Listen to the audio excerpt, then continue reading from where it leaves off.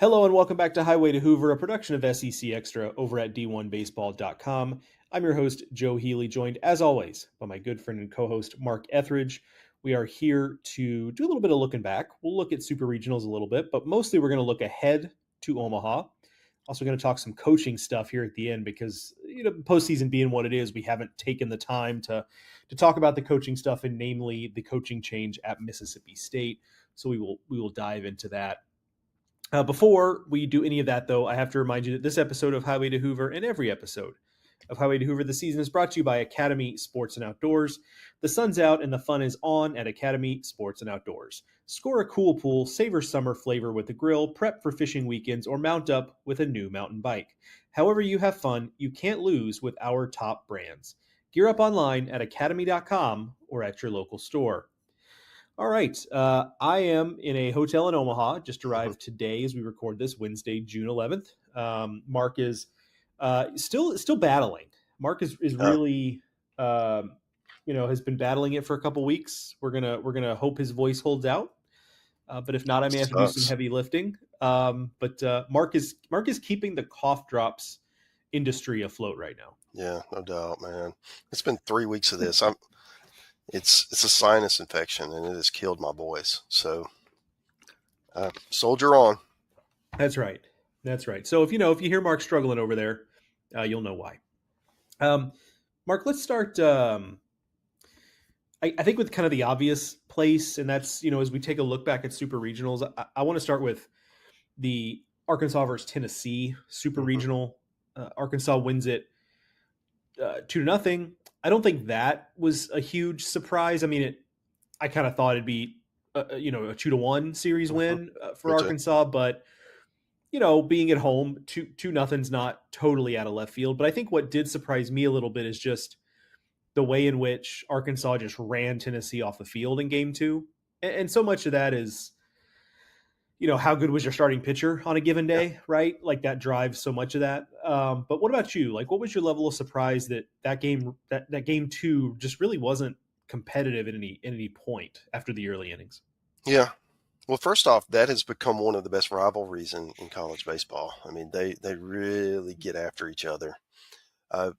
The other part would be Liam Doyle, who pitched, who didn't pitch all that well down the stretch, including one awful game in Fayetteville, really kind of found his groove in regionals. I had two good appearances, and you wondered what it would look like when he went back to Fayetteville. And I really was expecting him to elevate and have just tremendous game and just put the balls on his shoulder like he's done so many times. And it didn't happen. I think he left in the 4th inning.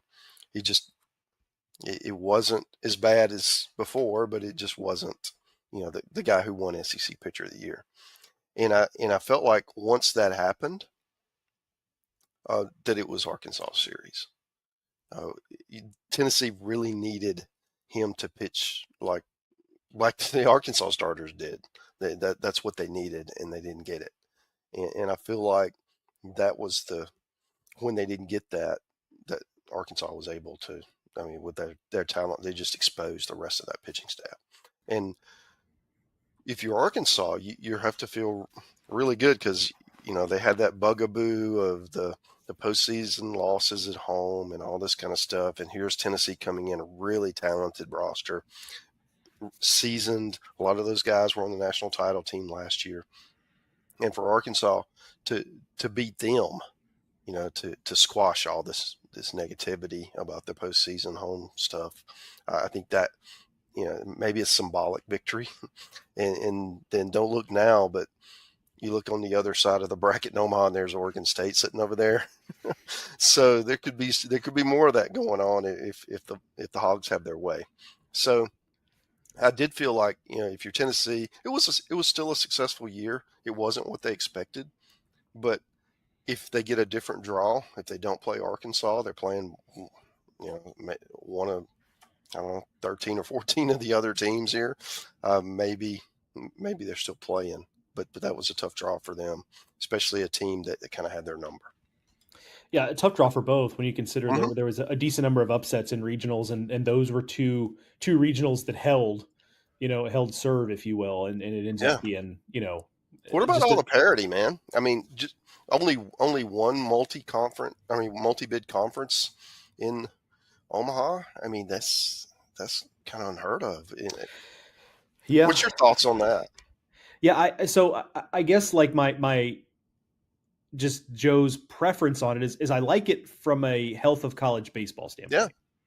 standpoint. Because as much as you and I look, I mean, you and I cover the SEC extensively. We appreciate it. We enjoy it. We like the level of baseball, et cetera, et cetera.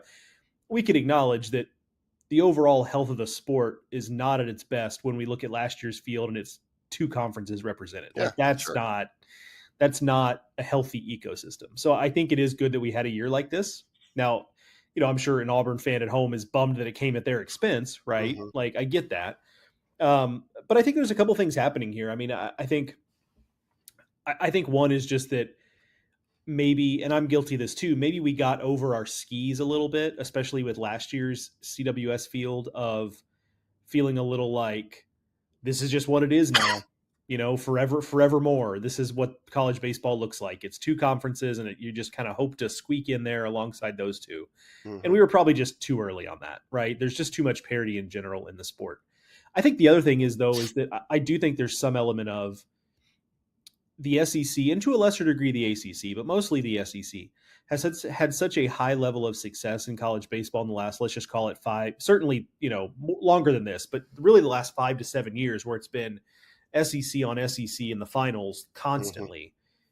I also think the other thing, Mark, is that I think some of these other conferences and really specifically teams within the conference kind of just decided, to the extent you can, that we're not going to sit idly by and just let this these other conferences pass us and run away from us. So I think about a team like Arizona, that ton of history, solid program, that just kind of, it felt like this season was them kind of putting their, especially the postseason run, has felt like them putting their foot in the ground and saying enough. Like we're part of this too. We have the history of these programs. We have the support. We're a baseball school, Hmm. and then showing it. Same thing with Coastal Carolina, right? They're like, we're not gonna get left behind here just because we don't play in one of those two conferences. So I think there's some of that. I also think there's some of, the transfer portal's not a, I go back to 3 years ago and it was kind of like A&M and Tennessee and LSU felt like they were swiping up 90% of the transfers Yeah. in college baseball, and that's obviously no longer the case. So I also think that they've come back to the pack a little bit in that regard. So I think it's, there's no one answer. I'm sure you've been asked on radio just like I have, and there's no one answer to it, but I think it's a lot of different things. But I'm excited about it because I care, above all else, I care about the health of college baseball, and I think this is a good piece of evidence that the sport is in a good place generally. Yeah. I think it's really interesting to me that the highest payroll doesn't necessarily mean postseason success.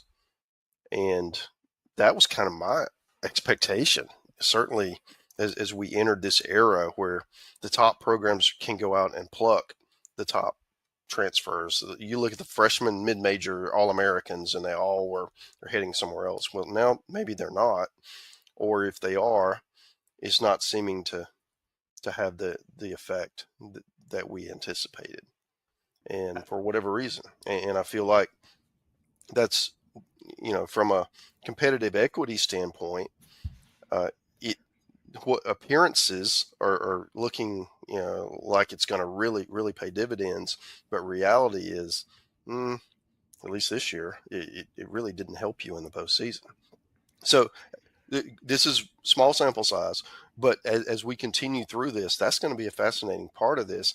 And does it make people reevaluate how your roster composition looks, or do you just, hey, give me as much talent as I can and I'll take my chances, or are you being a little more picky with how you build your talent and how it might affect chemistry or what have you? Yeah, that the Tennessee example is interesting to me because I'm glad you took us there, because one of the points I was going to make is that with Tennessee, I think it was easy this season to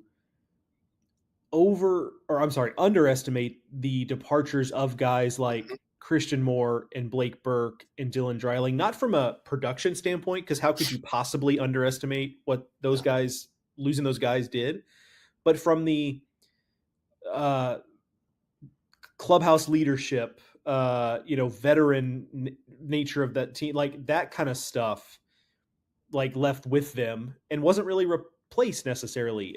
Like, okay, you've got Hunter Inslee, obviously a guy who's a leader, leads with his play on the field, sets a tone, but that's just one guy. And that might sound like, if you're listening, a critique or a criticism of Liam Doyle, Andrew Fisher, Gavin Keelan, that whole group. But that's actually not what I mean. Like, I'm not necessarily criticizing. I'm just saying that those guys replaced a lot of the talent that was gone, but you can't, as a first year transfer, at least not in most cases, you can't replace someone who'd been in that clubhouse for 3 years and had been a big part of building that program. And that stuff that has to happen organically. Like, you can't just develop that in a year's time. And so I do think that's a lot of what we saw here, because the part that wasn't surprising in the super regional from this standpoint is that in hindsight, I don't think we can really be that surprised with Tennessee, because they just had days like that this season. Yeah. Where it was like, who is this team? Yeah. Like, this doesn't look like Tennessee. And it just so happened that one of those days was, the second game of that super regional. Well, there were a lot of mercurial teams in the SEC this year. I mean, Vandy was certainly one. Texas had their moment, especially after Spencer got hurt. Arkansas has been more consistent. They've had a bad weekend or two, but for the whole, they're just so talented that they've been able to withstand it. LSU had the awful weekend at Auburn, but other than that, they've been pretty consistent, especially with those starting pitchers.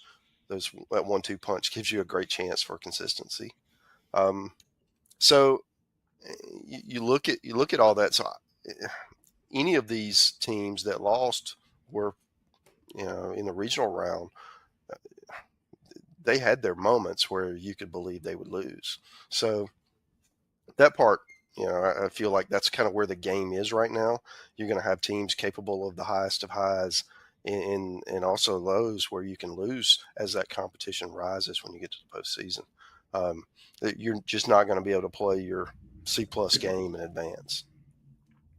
Let's use that as a jumping off point to talking about, as Arkansas advances, they will play Saturday night against LSU, which is the showcase game of the first weekend of the tournament here in Omaha. LSU dispatched relatively without drama West Virginia. Credit West Virginia, they hung around in both games, but they just weren't good enough, to beat LSU in the box, and very few very few teams are. So that wasn't a huge surprise. So LSU advances to take on Arkansas. It's going to be a great pitching matchup. Zach Root, Kate Anderson. I have been picking Arkansas to win the national title, and in doing so, I hadn't really pieced together that in doing so, that probably means I'm picking them to beat LSU and Kate Anderson in the opening game. Because let's face it, like, it's too cute to be like, oh yeah, they might lose to Kate Anderson, but I still think they'll come back to win the national title. It's like, yes, I guess that could happen, but that's not how this works. I don't know what the numbers are, but if you want to win the national title, you kind of got to win your first game. That's just the way it works. It's not totally imperative, but boy, that's the path. It's hard. So I've kind of got myself tangled in knots with, picking Arkansas, but also being like, do I really think they're going to beat Kate Anderson? And I guess the answer is, if Zach Root pitches as well as he did against Tennessee, then maybe they can, right? Because he was just as dominant as anybody's been this season against Tennessee. But should be a great atmosphere, should be a really fun game. Looking forward to it Saturday night. Kind of curious, Mark, for your just initial thoughts on that one. So a couple of things. Kate Anderson didn't have his best outing against West Virginia, especially if you look at the stat line. I think from what people have told me, I didn't see it. I was in Auburn, but he was pitching pretty well, and then took a liner. I think it was off his leg, and then when he came back, he just kind of wasn't the same. Anyway, and he ended up giving up more than he typically does. And I feel like when he's not going to have two of those in a row, he's just too talented. He might be the first pick in the draft. I mean, he's that elite premium arm. So beating him, I mean, he may still pitch well and Arkansas could win. As you said, Root's capable of, we could have a 2-1 game, something like that. The other thing about this is Arkansas. They might be the team. You mentioned you never want to lose your first game, but they might be the one team that's got enough arms to claw back through that loser's bracket, because there is just power arm after power arm. It's deep. The offense is good, especially as they are facing other teams in the losers bracket. Their offense can carry them. I feel like if anyone that's left playing is suited to do that, it's them. Obviously, you don't want that if you're the Hogs, but it would not be a death knell for them to lose the first game. Where if LSU loses the first game, you're going to have a third and fourth starter before you get back to Cade. And just by the way, they're playing on Saturday instead of Friday. So I think that game one for LSU is, you do everything you can to win that one. Where Arkansas, you want to win it, but if you don't, I think, they're still okay. But do you agree with that? Yeah, no, I think that's right. I jump in too because I think one of the things that's interesting about the pitching matchup is look that Zach Root's a sinker guy, and he's going to want to keep the ball on the ground, and against an LSU offense that outside of Jared Jones, like the numbers look good for the LSU offense, like they rank pretty high in terms of runs scored and a lot of things like that. But I talked to coach after coach. It's kind of like the lineup just doesn't scare me the way it has in the past. Mm-hmm. And you make a mistake to Jared Jones, you're going to pay for it. But outside of that, there's not necessarily just the quick strike type of thing going. And I think if Root is on his game and is sinking the ball effectively, I think it could be the kind of deal where this is where the LSU fans that have been kind of anxious about the offense all season, are going to feel vindicated if that that ends up being the case, and it could be, right? Like that's the path for Arkansas. I think is if Root's really on, and it's just ground balls by the bushel against an LSU team that, oh, by the way, like, and I think this is largely true of so many teams. You start to get behind, and then everybody wants to play hero ball, and against a sinker pitcher, trying to play hero ball is probably the worst thing that you could do because you're just rolling over the ball. We'll see, but I think that's also an interesting element here is that the type of pitcher Zach Root is like a pretty effective thing to be at this stage of the postseason. Yeah, I got asked this on a radio show earlier this week. Do you feel like they should reseed when they get to the College World Series? I'll give you my thought. Okay, people love a bracket, and to keep that bracket integrity all the way through has symmetry, and I think people can get behind that. The counter to that would be once you get there, you want your finals to have the two best teams or the two teams that have earned it. And that so I can understand why people would want to see, but as we've seen all year, the team that had the best regular season doesn't necessarily end up winning in the postseason. And so it's certainly interesting to talk about, but I feel like that's not going to gain a lot of momentum, especially after this year when it's just kind of wide open at the end. Yeah, I think reasonable people can make arguments on both sides as you laid out. Mm-hmm. I tend to be I don't want to reseed because I like the idea that, like, man, you can be LSU and Arkansas and you didn't draw Murray State or one of these other upset regional winners. You didn't draw Louisville or whatever else. And instead, you got the other SEC team in the field that also has national title level talent, at least. I just kind of like I don't want to say randomness because you've earned your way here, but just the bracket breaks the way the bracket breaks, and that's just kind of life. I do like that element of it because again, like I think that's part of what makes it fun is just the idea that hey, you might end up opposite the regional that got totally blown apart, or you might end up facing one of the toughest teams in the field, and you just don't know, and it just depends on where you are. And I kind of like that not knowing that. And to your point, also seeing, hey, if this team and this team win their regionals, Yeah. like like they're going to be matched up, or hey, these two teams could play in Omaha, I like think that kind there's of some thing. anticipation, that can build because, hey, you know who you're going to face, right? It should you win. But, the NFL does it. They reseed based on, seeds and all that stuff, and everybody wants to copy the NFL. So I understand, there's definitely some chatter about it.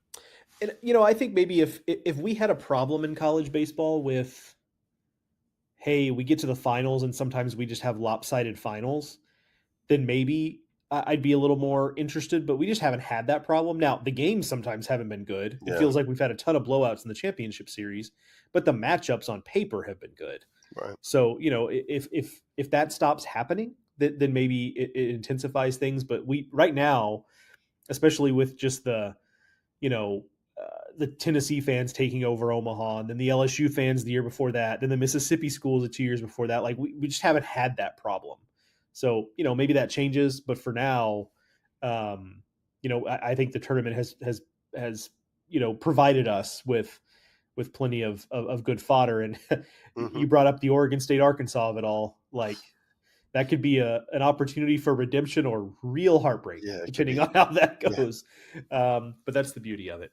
it's Before we get to anything else, Mark, let me put another word in for one of our other sponsors, and that is Tecovas Boots.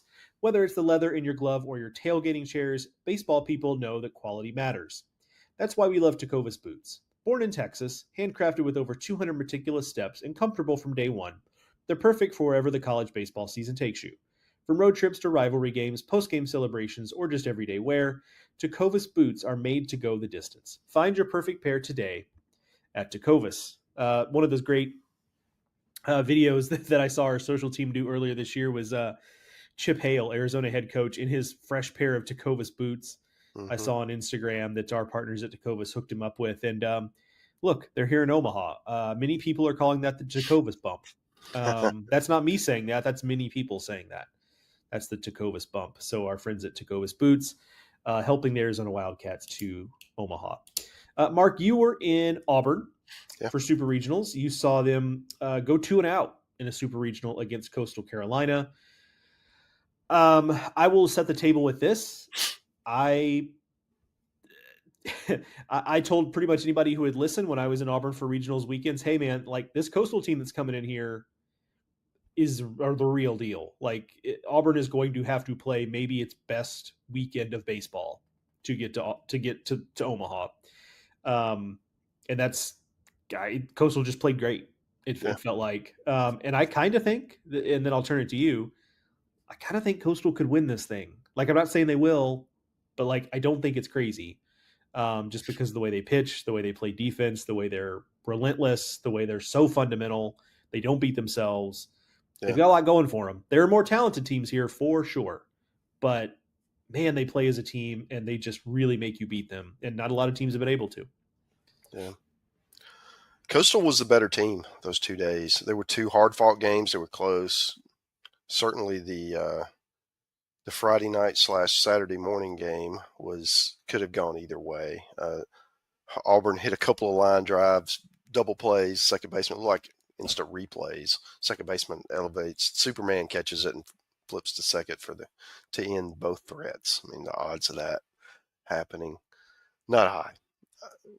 And like you, I was really impressed with how Coastal does the little things that somehow get missed. Usually in games, taking the extra base, cutting down the extra base on defensively, those sorts of things. And they threw enough strikes, and certainly against an Auburn team that's going to they're going to stretch your pitching staff. They were able to come with arm after arm. Morrison went deep in the game too, but man, they pitched it at a high level, and I wondered, right, because they had not faced the kind of competition that Auburn had faced, but it didn't matter because Auburn's got a really good lineup, and they were able to keep them under wraps. One thing I will mention for Auburn, they certainly would have loved to have Eric Guevara healthy. he ended up coming in and pinch hitting and did the Roy Hobbs thing in the ninth inning of the final game and got a hit. And had he been healthy, there were close games. You always wonder about that kind of stuff. And Cade Ballou as well. Um, he wasn't able to play. That's two of your top players in offense. But I think Sam Dutton did not give them a great start in game one, and that hurt. But Andres Alvarez was good in game two, the freshman. He pitched, he was good when you saw him, Joe, and I guess it was against NC State. Yep. Yeah, so he finished the year on a really high note. I think he had 9 shutout innings in 2 starts. And then Cade Fisher was, man, he was walking the tightrope. He was putting runners on and getting out of it until he didn't. And then there was a play down the first baseline where he threw, and Cooper McMurray couldn't come up with it. And that honestly was kind of it, because Auburn couldn't mount much offensively. The thing I would say about Auburn, remember, this was a team that finished last in the conference last year. So they rebounded and had an incredible season, won a regional, hosted a super, had a renovated ballpark, set attendance records. All of these positives that encapsulate this season. So I think it's a program trending up. There's a lot of young talent on that team, and assuming everybody stays, you never know in this world, but assuming everybody comes back and is healthy and all that jazz, they're going to be one of the preseason favorites next year. I really think they've got a shot. Yeah, I'm with you. I will take all of the Auburn 2026 stock. It feels like and this has been a missing piece for them really since, I don't know, Tanner Burns is just, do you have a Friday guy that really stacks up come postseason time? Now, Sam Dutton was a lot closer than they've had in a while. Yeah. And really for the first 2/3 of the regular season, it kind of looked like actually he is that guy, right? Mm-hmm.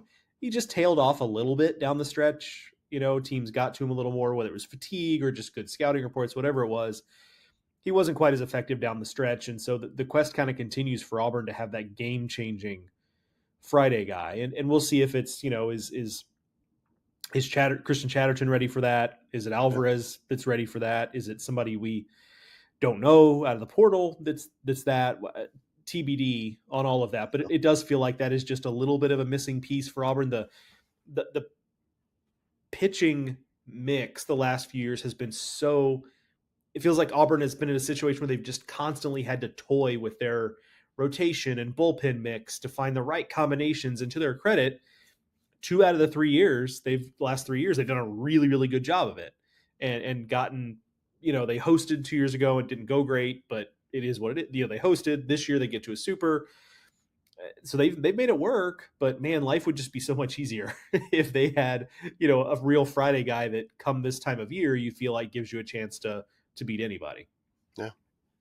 And maybe Cam Tilley, if he can throw enough strikes, could be that guy. He had moments this year. He wasn't great down the stretch, and that really hurt Auburn's chances. A guy that they was really highly regarded coming out of high school this year didn't throw is Connor Gatwood. He never threw at all. He was going to be a first round type of talent in the draft. Had pretty high demands and they weren't met, so he fell in the draft. Ended up at Auburn and just never was healthy. And he's going to pitch summer ball and see if he can come back. And that's an electric arm. It's 98, 99. And it's, if he can locate, he could be one of those dudes, right? That you're talking about. Yeah, that is a good call. Like that's kind of a forgotten guy, at least on my part, just because of not having him available. Let's talk some coaching stuff before we get out of here, Mark, because we just haven't had a lot of opportunity to do so because we've been focused on the on-field stuff. But this is at this point kind of old news, but we really haven't had a chance to toss it around at all. Is Brian O'Connor leaving Virginia? Longtime Virginia coach. He's been there, gosh, what was it, 20 plus years at this point.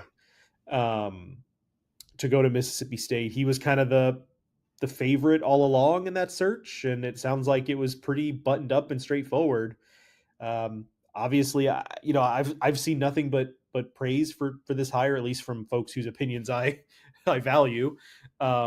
And it just, I don't want to be overly simplistic about it, but it just kind of seems like, hey, if you want to operate as this program that you think that Mississippi State thinks it is, and that it certainly can be, this is the type of coaching search you run. You find a guy who's won a national title, who's been to Omaha a bunch, he's won a bunch of games, is respected by the industry, and you just go get him.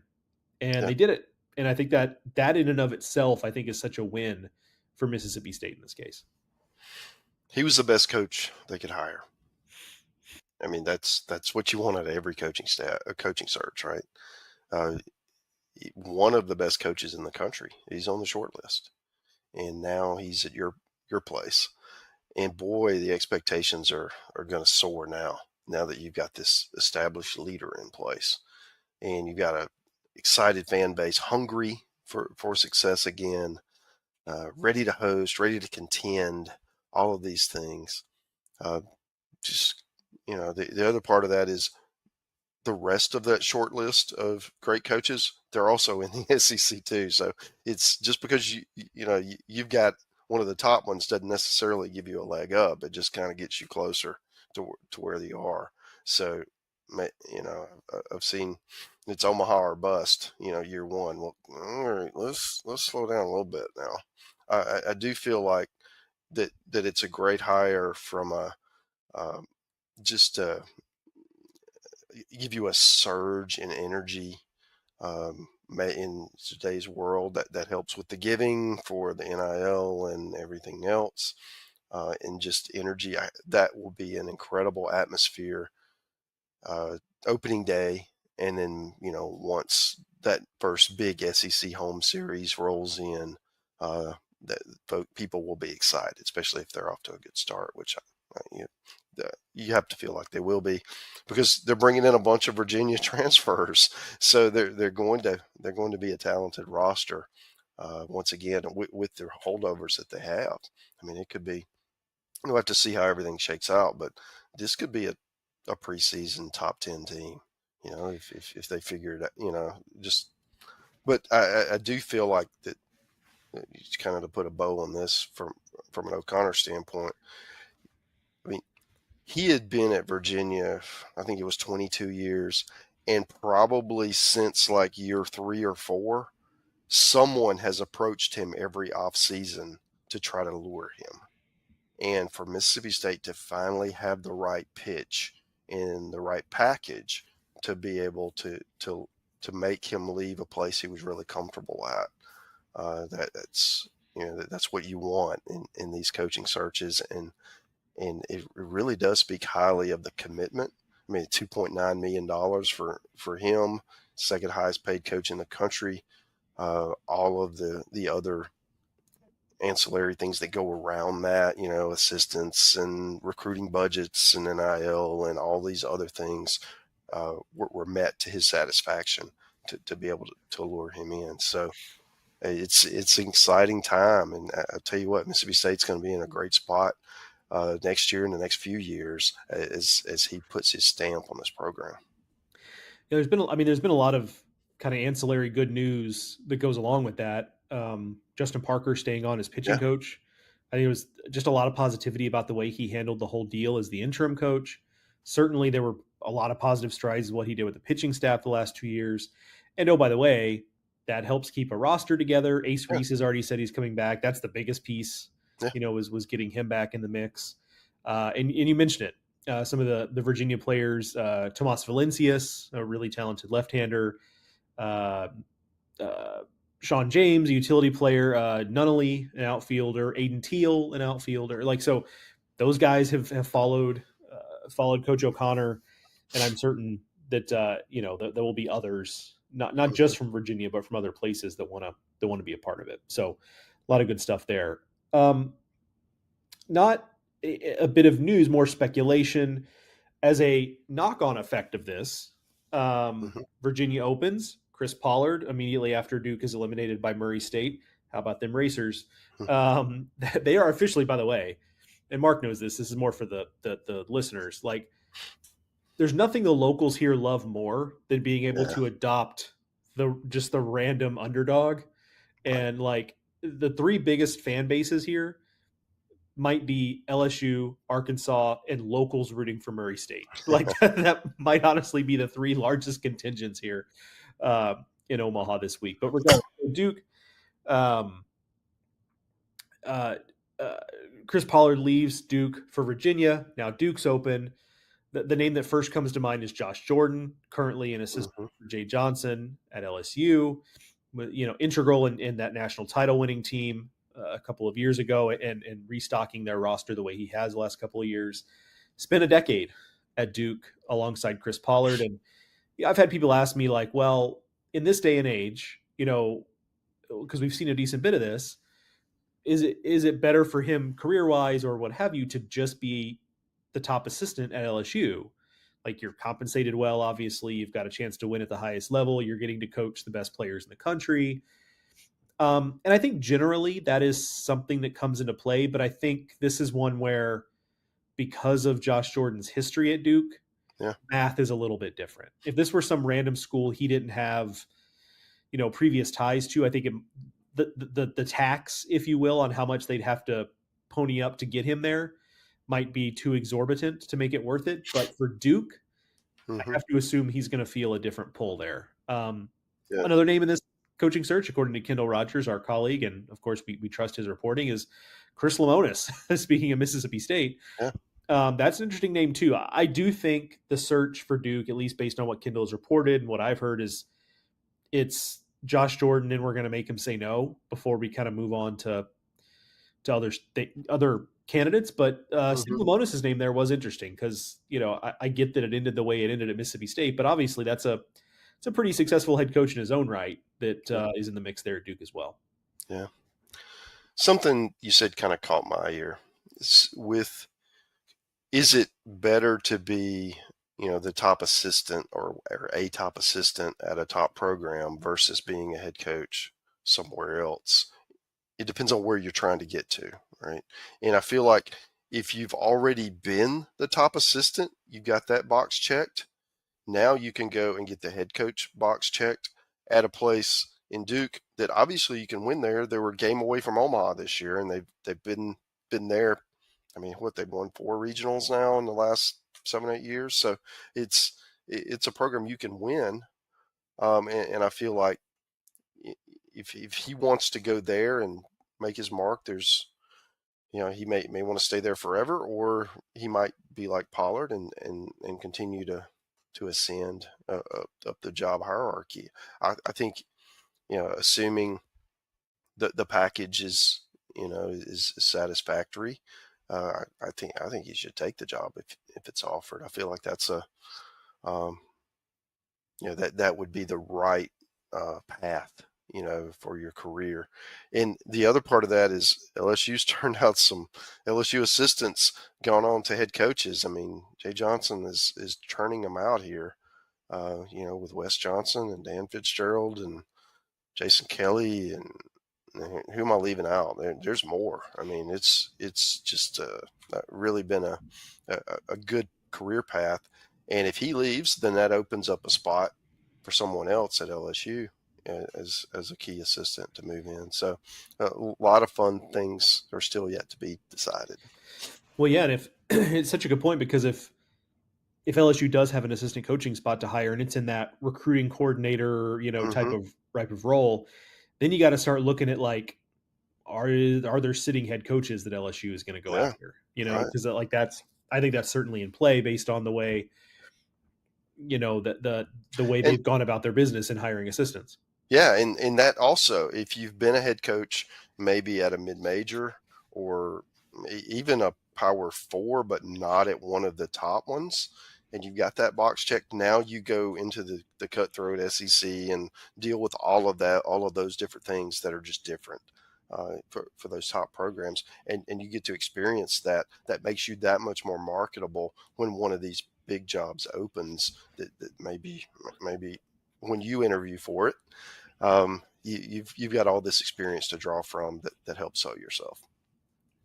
Yeah, it should be interesting because it feels like it's been a fairly quiet coaching carousel, but that can all change pretty quickly with just one or two Yep. dominoes falling. Yeah, I have thoughts there. I mean, I feel like now with all of the uncertainty with the house settlement and scholarships, and you're having to change the way you pay, having to pay buyouts right now is that hurts the bottom line when you're trying to find money everywhere you can. So I feel like that contributed to it, um, and probably will until things stabilize a little bit.